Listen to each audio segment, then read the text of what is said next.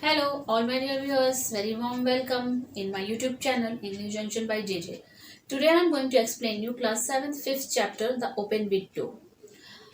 If you want the explanation of other chapter from your book English Junctions, publication Orient Black Swan, please touch the I button mentioned in the right top corner.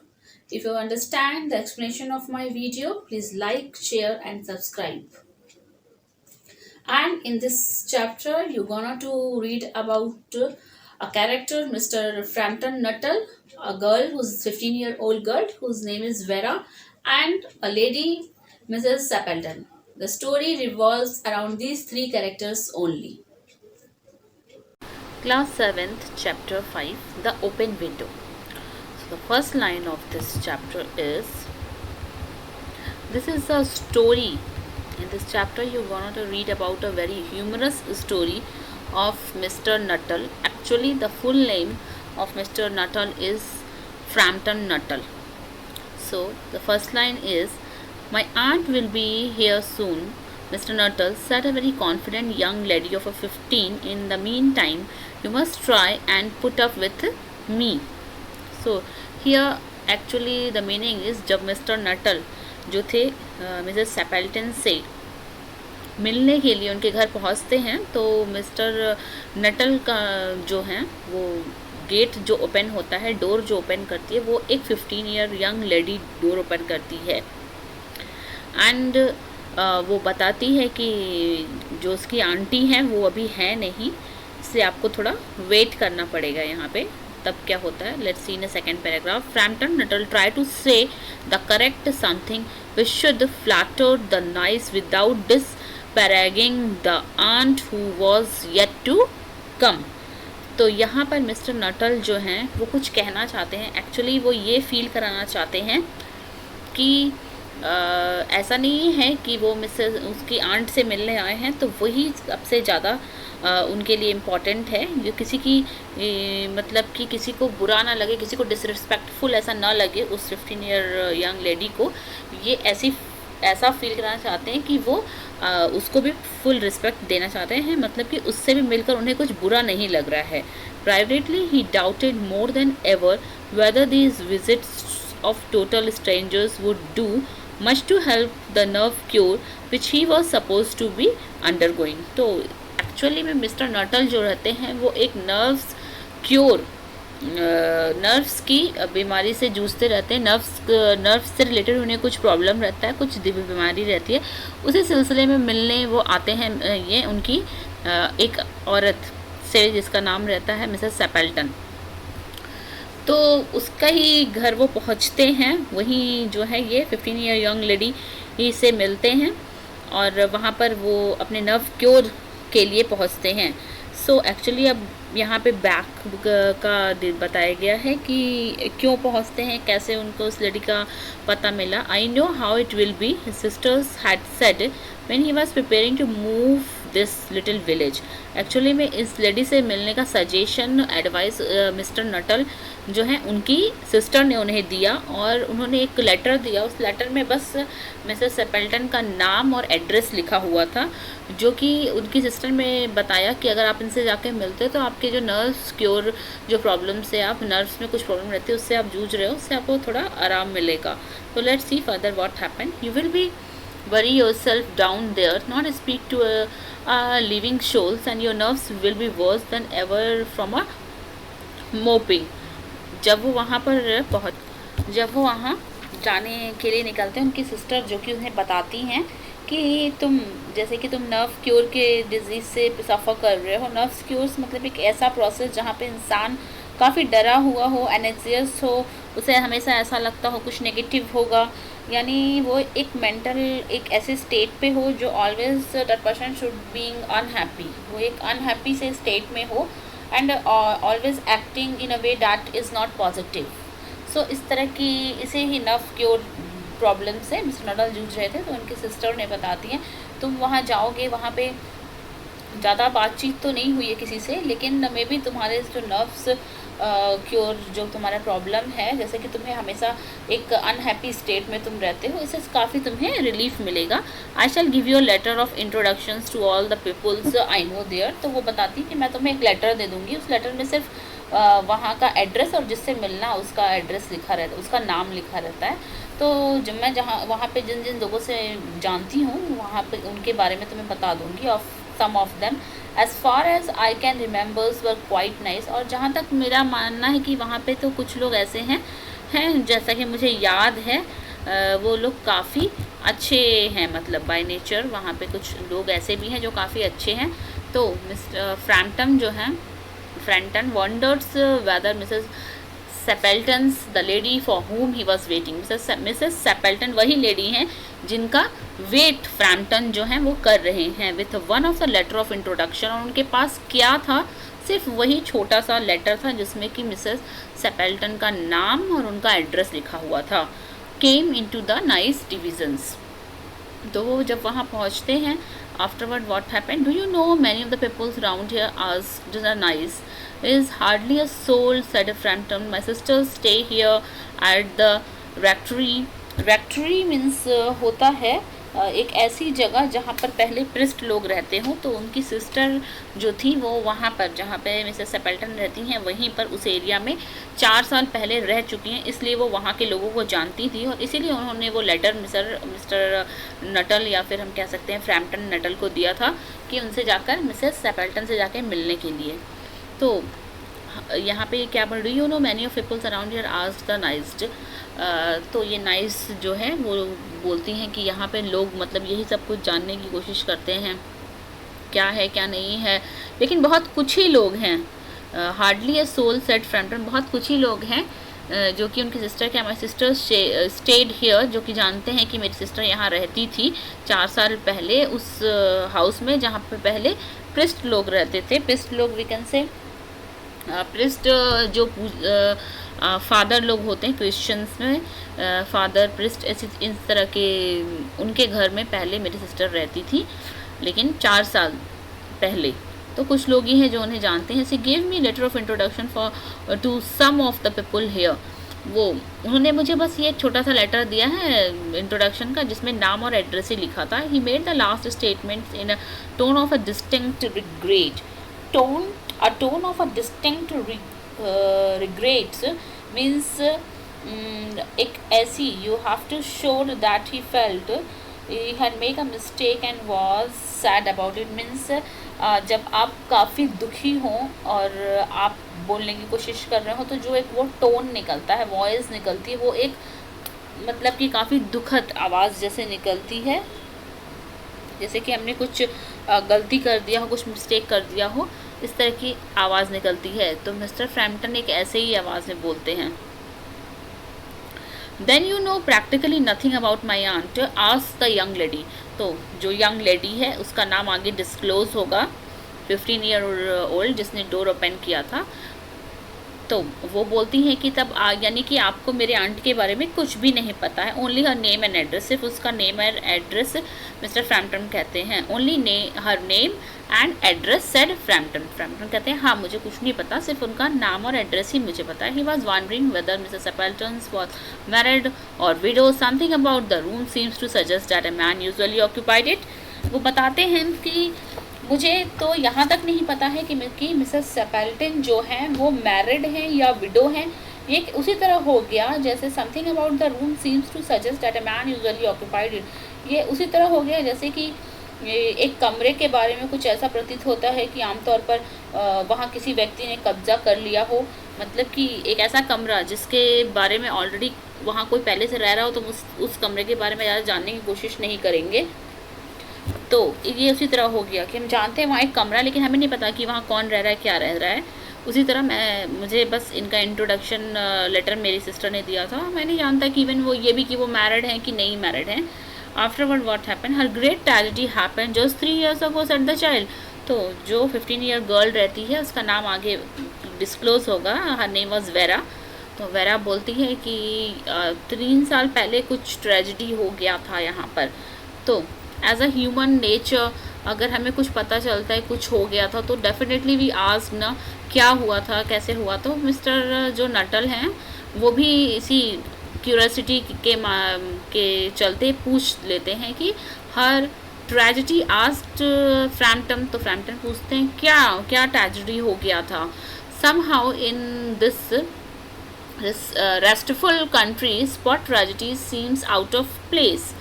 तो वो जो vera है वो बताती है कि हाँ कुछ तो हो गया था यहाँ पर, ये बहुत ही शांत जगह है, यहाँ कुछ हो गया था। You may wonders why we keep that window wide open on an October afternoon. क्या आपको कुछ अजीब नहीं लग रहा कि ये अक्टूबर मीन्स ठंडी का समय है, फिर भी हमने ये विंडो जो है ओपन करके रखा हुआ है। You can see in a picture here, window जो है ओपन है, ऐसा करके ये बातें कर रही है वेरा जो है सेपेल्टन से।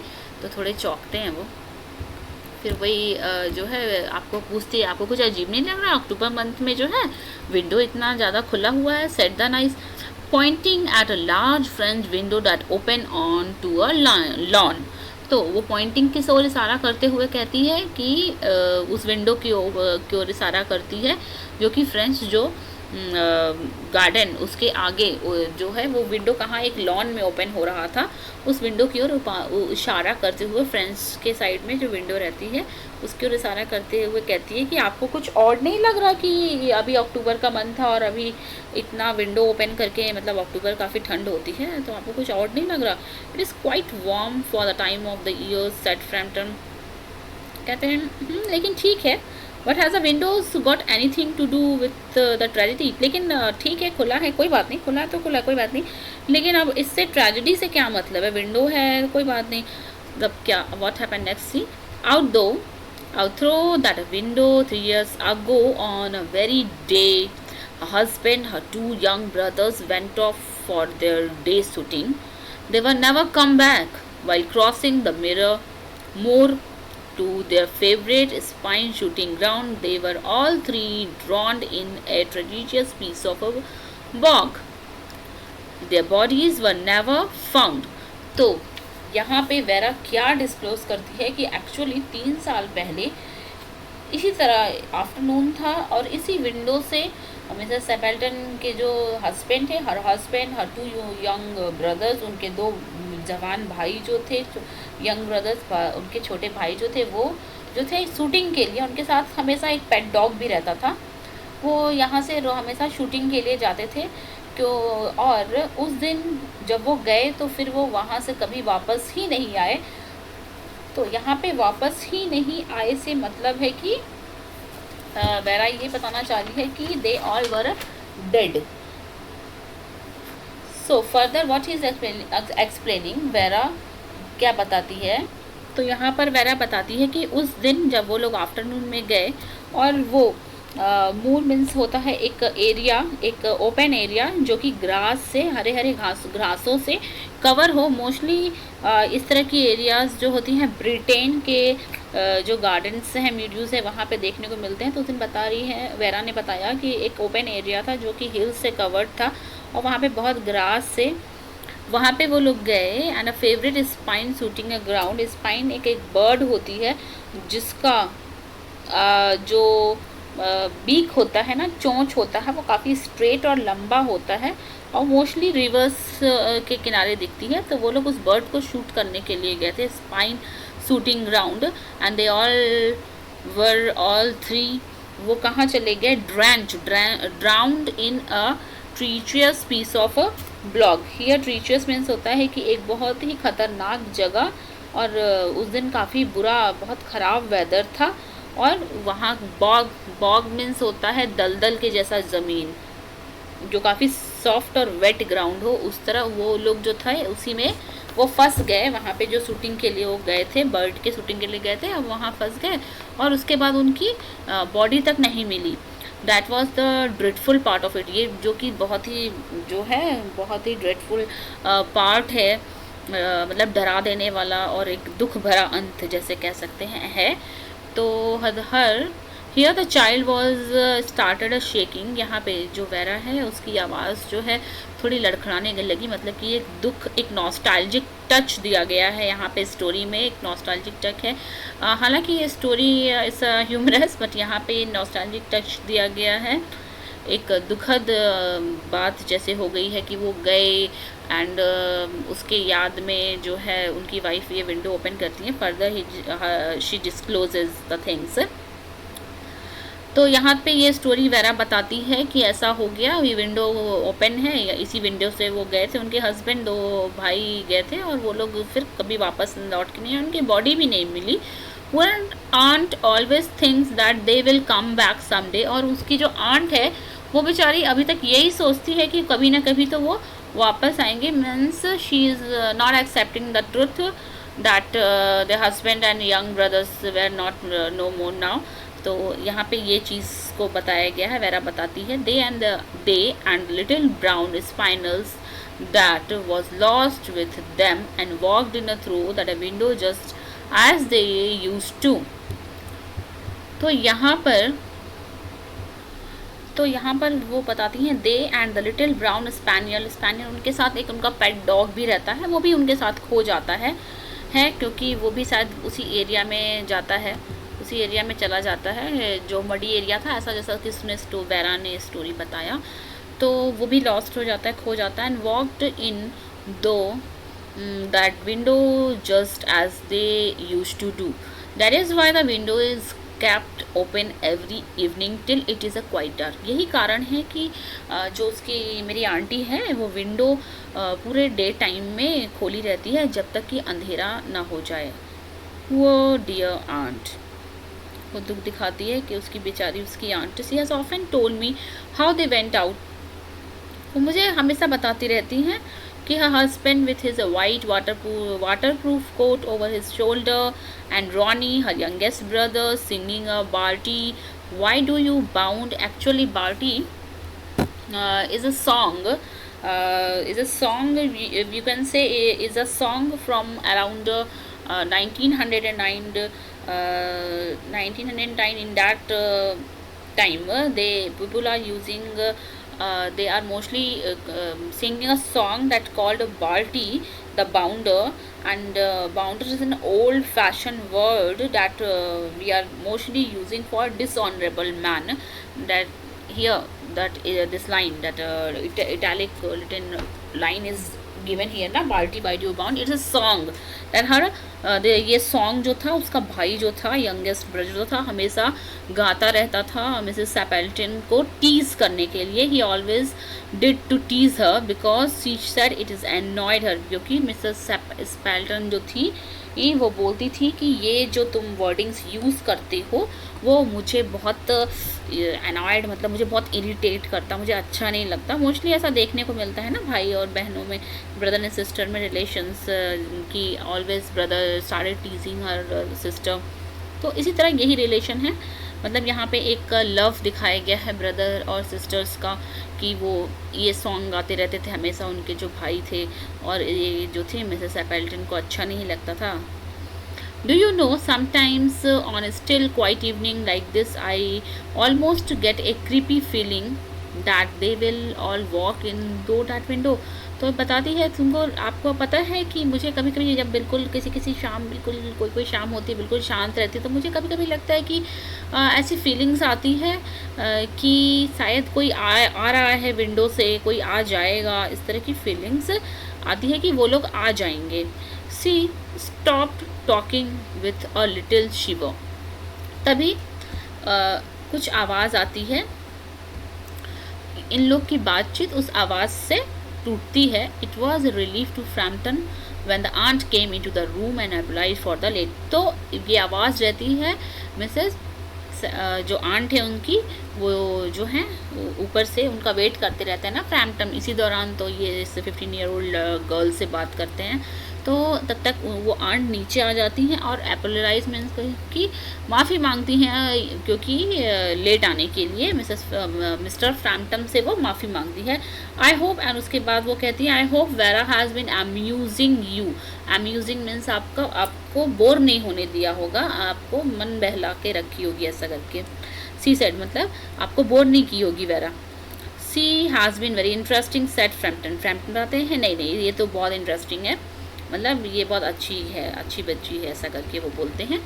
मोस्टली नॉर्मल बोल चाल की भाषा में हम कह सकते हैं। वो बोलते हैं नहीं नहीं इसने बिल्कुल बोर नहीं किया। I hope you don't mind the open window said Mrs Sappleton's. My husband and brothers will be home directly from shooting, and they always come in this way. They have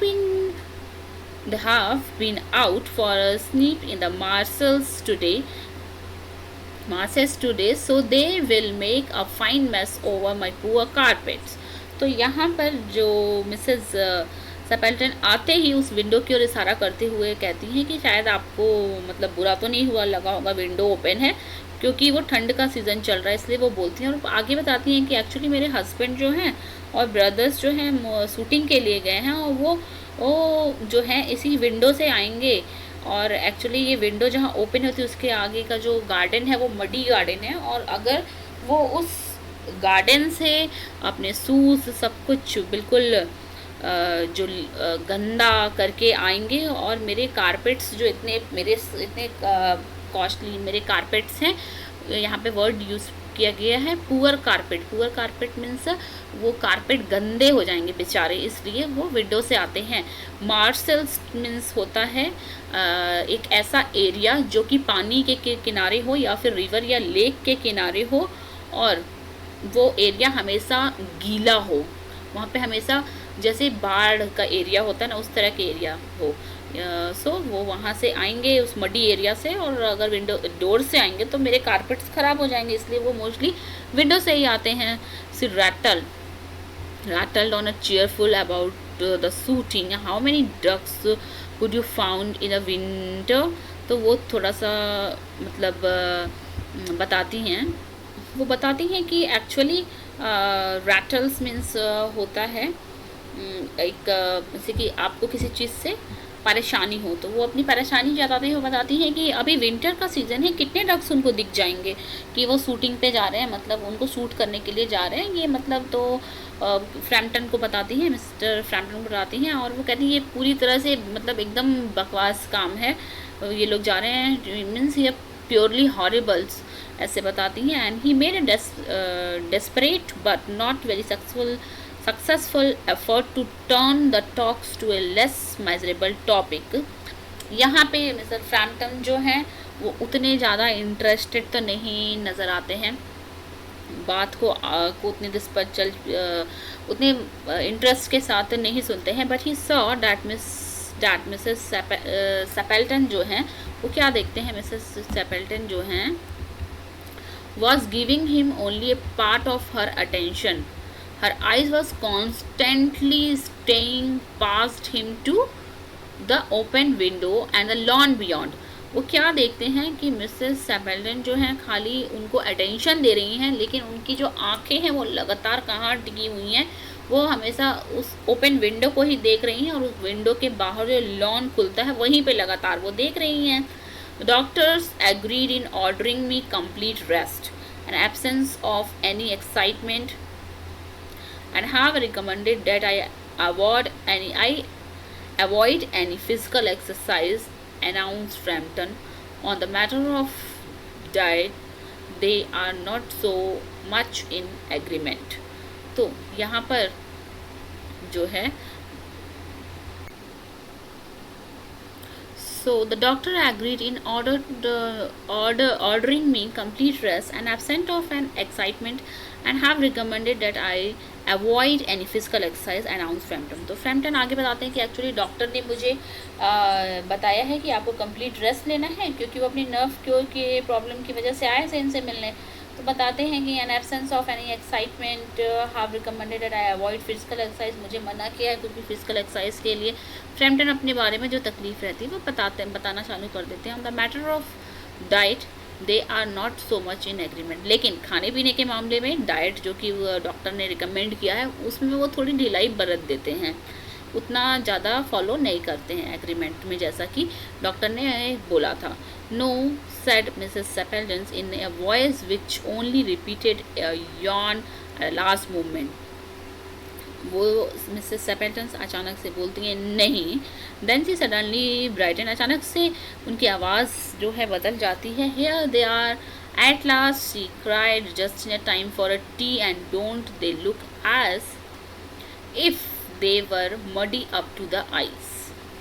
यहाँ पर Mrs जो सेपेल्टन है वो बताती हैं कि finally जो उनको कुछ दिखता है, पर मिसेस सेपेल्टन बताती हैं कि फाइनली जो है उन्हें कुछ दिखता है, और वो कहती हैं oh finally she cried just in a time for a tea, मतलब फाइनली वो लोग आ गए। अब कौन आ गए ये मिसेस फ्रैम्पटन को नहीं पता चल रहा है। Don't they look as if they were muddy up to the eyes. Muddy, ये मडी मीन्स होता है कि मैला, वो आँखों तक, मतलब पूरा सर से पाँव तक पूरी तरह गंदे होके आए हुए हैं। अब कौन आया है ये मिस्टर फ्रैम्पटन को नहीं समझ में आ रहा है। Let's see the further lines. Mrs Sappleton जो है वो बोलती हैं फाइनली वो लोग आ गए हैं चाय के समय पे, लेकिन वो पूरे गंदे हैं। बाय द पिक्चर आपको गेस हो जा रहा होगा वो कौन आ गया। उसके 2 यंग ब्रदर, उसके हस्बैंड और वो छोटा डॉगी।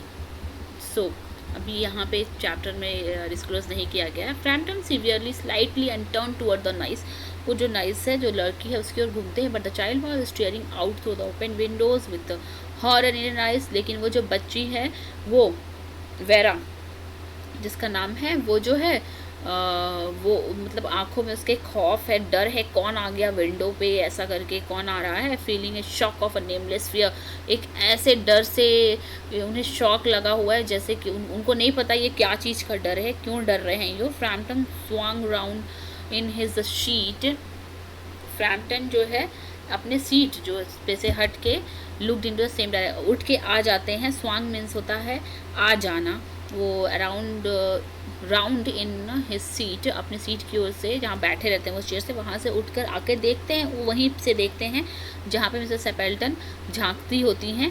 तो उन्हें क्या दिखता है, in the deepest Twilight, Twilight जब मतलब एक ऐसा समय जब शाम होता रहता है और दिन ढलता रहता है, कम्प्लीटली डार्क नहीं हुआ रहता है, वो डार्क होता रहता है। तो उस समय, उस तरह के समय को हम बोलते हैं जैसे कि अंधेरा होना, इवनिंग होना चालू होता है, अंधेरा होने लगता है, उसी समय का अंधेरा होता रहता है। तो उनको क्लियर नहीं दिखता है मिस्टर फ्रैम्पटन को। सो क्या दिखता है, 3 figures were walking across the lawn towards the window, 3 लोग उनको दिखते हैं जो कि उस लॉन की ओर से चलकर विंडो के पास आते रहते हैं। They all carried guns under their arms, वो सारे अपने हाथों में जो हैं गन्स लिए होते हैं। And one of them had hung a white coat over, और उनमें से एक जो है वो वाइट कोट अपने ऊपर टांगे रहता है, जैसा कि वेरा ने, उस little girl 15-year-old girl Vera ने डिस्क्लोज किया था कि उनके हस्बैंड जो हैं, you can see in a picture also, white coat हमेशा टांगे रहते हैं, जो कि जैसा कि पिक्चर में बताया था वेरा ने। तो वो देखते हैं उसी तरह का कुछ शेडो सा इनको दिखता रहता है। हंग मतलब कि टांगा हुआ है किसी एक ने अपने शोल्डर पे। Tried brown sepals kept close eight there Niels, और ब्राउन कलर का जो है सैपल्स भी जो है इन्होंने अपने पैरों के, उनके पैरों के पास जो दिख रहा है हील्स पे। noiselessly they neared the house, and then a young voice chanted out of the dusk, I said, party, why do you bound? तभी उनको एक आवाज़, गाने की, चैंट मतलब कि मंत्र जाप जैसे करते हैं उस तरह एक गाने की आवाज़ आती है, क्योंकि उनका जो भाई था वो यही party why do you bound ये गाना गाता रहता था ना अपनी सिस्टर को टीज करने के लिए। ऐसी आवाज़ सुनाई देती है फ्रैम्पटन को। Frampton grabbed it wildly at his stick and a hat and a ran. Frampton भैया ये आवाज़ सुनते हैं, उसके बाद वो रुकते नहीं हैं वहाँ देखने के लिए कि कौन आ रहा है, क्या आ रहा है। जैसे तैसे अपनी स्टिक उठाते हैं, अपनी हैट उठाते हैं और जो भागते हैं, फिर वो पलट के पीछे नहीं देखते हैं। A cyclist coming along the road had to run and the hedge to avoid hitting him. एक आदमी आता रहता है उधर से साइकिल चलाता हुआ, वो उससे लड़ जाते हैं, उससे उन्हें चोट लगती है, फिर भी वो रुकते नहीं हैं, वो भागते हैं वहाँ से। Here we are, my dear, said the man with the white coat. Come in through the window. Fairly muddy, but most of it's dry. Who was that who ran out as we came up. तभी जो है यहाँ पर वो जो white coat पहना means mister सैपेल्टन के जो हस्बैंड है वो पूछते हैं कि मतलब कौन था वो जो आदमी जो था और वो हम लोग को देख के मतलब ऐसे भाग गया, क्यों भाग गया। अ वेरी स्ट्रेंज मैन, बहुत ही अजीब था। मिस्टर नटल सेड मिस्टर सैपेल्टन उनकी वाइफ जो है बताती है वो मिस्टर नटल थे। He could only talk about his illness and dashed of without a word of a goodbye and apologies when you arrived. One would think he had seen a ghost. वो बड़े अजीब है, मतलब आप आए, आप लोग वो उन्होंने बस इतना ही बताया अपनी इलनेस के बारे में, अपनी बीमारी के बारे में, यहाँ तक कि उन्होंने जाते में गुड बाय तक नहीं किया, कोई एपोलॉजी भी नहीं दिखाई।